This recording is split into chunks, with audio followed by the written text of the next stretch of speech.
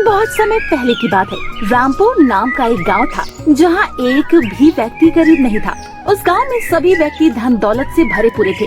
इसीलिए गांव में एक माँ जिसका नाम निर्मला और बेटा राजू रहने के लिए आते हैं। वो दिखने में बहुत गरीब थे, इसीलिए गांव के कोई भी व्यक्ति उससे बात नहीं करते थे। इससे दुखी होकर गांव के दूर एक झोपड़ी में दोनों माँ बेटे रहने लगते हैं। कुछ दिन रहने के बाद राजू काम ढूंढने गांव के मुखिया के पास जाता है। अरे भाई, नए लगते हो, कहाँ से आए हो? मुखिया जी, मैं और मेरी माँ हम दोनों तो पास के ही दूसरे गांव में रहते थे। अब सोच रहा हूँ यहाँ बस जाऊँ। अच्छा, पर तुम यहाँ रहोगे कहाँ? मुखिया जी, मैंने गांव के पीछे जो पुराना झोपड़ा है उसमें मैं और मेरी माँ 2 दिन से रह रहे हैं। अच्छा, तो उस पुराने घर में रहते हो? कोई बात नहीं, रह लेना, पर तुम उस गांव में ज्यादा दिन तक नहीं टिक पाओगे। वो क्यों मुखिया जी? इस गांव में कोई भी व्यक्ति गरीब नहीं है, बस एक तुम ही हो। गांव वाले तुम्हें अपनाएंगे ही नहीं। मुखिया जी, जब मैं यहाँ आया था तो मैं अपने साथ थोड़े पैसे लेकर आया हूँ। उससे मैं अपना घर बना लूंगा और थोड़ी मेहनत मजदूरी करके पैसे इकट्ठे कर लूंगा। उसी से कोई दुकान कर लूंगा। आप उसकी चिंता मत करिए। ठीक है, तो बताओ तुम मुझसे क्या चाहते हो? वो जो पुरानी झोपड़ी की जमीन है उससे आप फरियाद देते तो आपका एहसान होता हम पर। ठीक है, तुम उस जमीन पर घर बना लो। वो जमीन वैसे भी जिसका था वो अब इस दुनिया में नहीं है, इसीलिए तुम माँ बेटे उस जमीन पर अपना घर बनाकर रह सकते हो। आपका बहुत बहुत शुक्रिया मुखिया जी, अब मैं चलता हूँ। इतना कहकर राजू वहाँ से अपने घर की ओर चल देता है। माँ, अब तुम चिंता मत करना, अब हमारे रहने का इंतजाम हो गया है।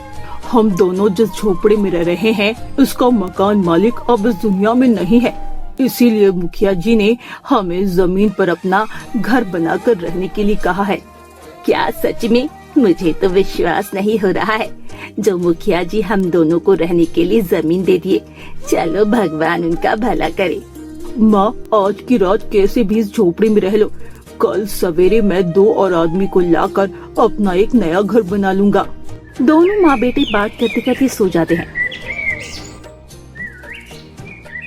फिर अगली सुबह राजू गांव से बाहर 2 आदमी को लेने चला जाता है। वहाँ से 2 आदमी लेकर आता है जिसका नाम उमेश और सुरेश था। उनसे राजू कहता है, देखो भाई, ये मेरा घर है, इसे खूबसूरत घर में बदलना है। तुम दोनों जितना जल्दी हो सके मेरा ये घर बनाकर तैयार कर दो। हम तीनों मिलकर बहुत ही जल्द बहुत सुंदर बना लेंगे इस घर को। ठीक है भाई, हम तीनों मिलकर आज शाम तक इस घर को बना देंगे।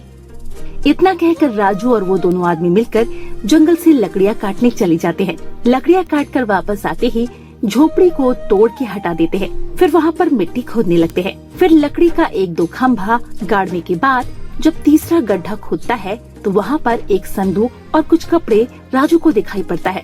आप दोनों काम करिए, मैं इस संदूक और पुराने कपड़ों को बाहर फेंकाता हूँ। तभी वहाँ पर राजू की माँ निर्मला आ जाती है और राजू के हाथ में संदूक और कपड़ा देखकर कहती है, बेटा ये क्या है? तुम्हारे हाथ में ये संदूक तो बहुत पुराना लग रहा है और ये कपड़े भी फटे हैं। तुम ये कहाँ से लाए हो? माँ, मुझे उस जमीन की खुदाई करने में मिला है। तुम इसे फेंको मत, ये बक्सा खोलकर मैं साफ कर दूंगी। इसमें कोई सामान रखने का काम आ जाएगा और ये फटे पुराने कपड़े इससे घर की साफ सफाई के काम आ जाएंगे। तुम इसे साइड में रख दो और जाकर अपना काम करो। राजू बक्सा और पुराने कपड़े साइड में रखकर फिर से काम में लग जाता है। कुछ देर काम करने के बाद राजू कहता है, हाँ ठीक है भैया, आप दोनों लगे रहिए, मैं अभी आया। राजू वहाँ से ये कहकर चला गया। तभी राजू की माँ संदूक को साफ सफाई करने के लिए संदूक खोलती है। जैसे ही संदूक खोलती है वो देखती है उसमें सोने चांदी के सिक्के मिलते हैं। निर्मला खुशी के मारे राजू को बुलाती है और कहती है, बेटा राजू, जरा इधर आना, देखो संदूक में से क्या निकला। माँ, इतने सारे सोने और हीरे मोती है, ये तो खजाना वाला संदूक था। माँ, अब तो हम अमीर हो गए। मैं अभी मुखिया जी को बता कर आता हूँ। राजू दौड़ता दौड़ता मुखिया जी के यहाँ गया और बोला, मुखिया जी, ये जो हमारा झोपड़ा था ना, उसकी खुदाई में एक संदूक निकला है। उस संदूक में से हीरे मोती सोना चांदी भरा हुआ है। ये तुम क्या कह रहे हो? वहाँ पर खजाना मिला है? तुम मजाक तो नहीं कर रहे हो? ये कैसे हो सकता है? पहले के जो भी लोग रह रहे थे उनको तो कोई खजाना नहीं मिला, तुम्हें कैसे मिला? नहीं, मैं झूठ नहीं बोल रहा। अगर आपको यकीन नहीं है तो मैं आपको वो संदूक लाकर दिखा दूंगा। दरअसल राजू इतना भोला था कि वो संदूक की बात छिपा ना सका और जाकर मुखिया जी को बता दिया। मुखिया जी को ये बात पता चलते ही वे अपने आदमी को भेजकर राजू के यहाँ से वो संदूक चोरी करवा लेते हैं और फिर अगले दिन राजू मुखिया जी के पास आकर कहता है, मुखिया जी, किसी ने मेरे रात को संदूक चोरी कर ली। मैंने संदूक वाली बात सिर्फ आपको ही बताई थी और किसी को नहीं बताया था। अब बताइए मेरा संदूक किसने चुराया है? क्या तुम मुझ पर शक कर रहे हो? जाओ, निकल जाओ मेरे घर से। मैंने तुम्हें रहने के लिए जमीन दिया और तुम मुझ पर शक कर रहे हो। इतना कहकर मुखिया अपने पहलवान को बुलाकर धक्के मारकर राजू को घर से बाहर निकाल देते हैं। चल भाग यहाँ से, दिखाई मत देना मुखिया जी के यहाँ। राजू रोते हुए जंगल की तरफ जाकर बैठ गया। तभी वहाँ एक भिखारी आता है। क्यों रोता है तू? तुम नहीं समझोगे। एक भिखारी को दूसरे भिखारी ना समझे तो व्यर्थ है। भिखारी नहीं हूँ, मेरे सारे पैसे इस गांव के मुखिया ने चोरी कर लिए हैं। तो हो गए ना भिखारी तुम्हें? हाँ, शायद तुम सही कह रहे हो। अब मैं क्या करूँ, मुझे कुछ समझ नहीं आ रहा। मुझे कुछ पैसे दे दो, मैं तुम्हारी मदद कर सकता हूँ। अभी भिखारी कहकर चिढ़ा रहे थे और पैसे मांग रहे हो। गजब की माया है। समझता हूँ, पर भूख इतनी लगी है, क्या करूँ? राजू अपनी जेब से सारे पैसे निकाल कर उसे दे देता है। बस ये आखिरी पैसे बचे थे मेरे पास। सारे पैसे दे दिए मुझे और खुद के लिए कुछ क्यों नहीं बचाया? तुम भी तो परेशान हो। मैंने तो आज खाना खा लिया, तुम भी खाना खा लेना। इससे क्या मांगते हो? मैं भी तुम्हें वो दूंगा। मेरा बोला हुआ खाली नहीं जाता, सोच समझ कर बोलना। शायद तुम झूठ नहीं कह रहे, लेकिन फिर भी फिलहाल मैं इस हालत में नहीं हूँ कि मैं कुछ सोच सकूं और मांग सकूं। अपनी इच्छा से जो उचित हो मुझे दे दो। ठीक है, अब जिस घर में तुम रह रहे थे वहाँ पर एक खुफिया महल आ जाएगा। क्या सच? इतना भव्य घर तुम मुझे क्यों दे रहे हो? मैं इन सभी चीजों से दूर हूँ। मैं न किसी से भीख मांगता हूँ और न किसी को कुछ देता हूँ। जो दान में मिल जाए बिना कुछ कहे स्वीकार कर लेता हूँ। तुमने मांगा था तो मैंने तुम्हें लौटा दिया। तभी भिखारी वहाँ एक संदूक प्रकट करता है और राजू को दे देता है।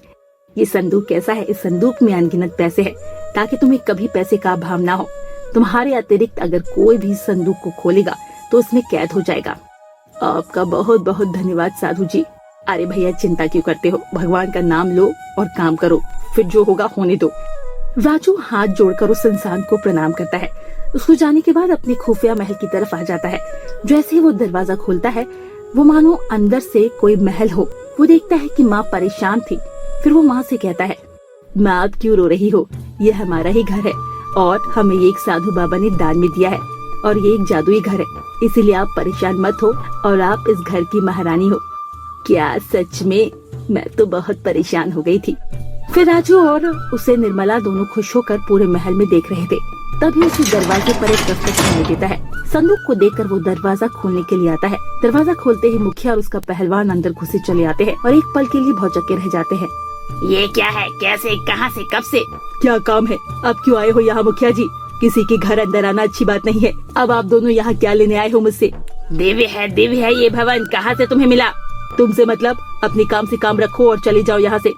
इस घर में मैं कब्जा कर लूंगा कुछ दिनों में। और ये जो संदूक दिख रहा है ना, इसमें लगता है बहुत सारे पैसे रखे होंगे। मुखिया जी सही कह रहे हैं, वैसे ही संदूक है जो इसे मैंने चुराया था। हमें लगा बस एक है इसके पास, और इसके पास तो दूसरा भी संदूक है। इतना दिव्य खुफिया महल मेरे जैसे मुखिया के लिए ही बना है और ये संदूक इस महल के साथ मिल रही है। जल्दी इधर लाओ, मैं अभी संदूक को खोल कर देखता हूँ। मुखिया जी नहीं, इसे मत छुओ। अगर किसी ने इसे खोलने की कोशिश की तो पता नहीं क्या हो जाएगा। बेवकूफ समझ रहा है क्या? राजू की बात काटकर मुखिया और पहलवान दोनों मिलकर उस संदूक को खोलते हैं। जैसे ही वो उसे खोलते हैं, वो संदूक दोनों को अंदर खींच लेता है। राजू उन दोनों को देखता रह जाता है, फिर डर से तुरंत संदूक को खोलकर देखने लगता है। उस संदूक में बस हीरे और जवाहरात ही मिले और वो दोनों वहाँ से चले गए। इसका कोई पता न चला। तब से राजू अपनी खुफिया महल में माँ के साथ हंसी खुशी रहने लगता है। तो दोस्तों, इस कहानी से हमें यही सीख मिलती है कि हमें कभी लालच नहीं करना चाहिए और लालच का फल हमेशा बुरा होता है, जैसे उस मुखिया और पहलवान के साथ हुआ। हाँ दोस्तों, आपको कैसी लगी हमारी ये कहानी? हमें कमेंट करके जरूर बताएं और अपने दोस्तों के साथ शेयर करें।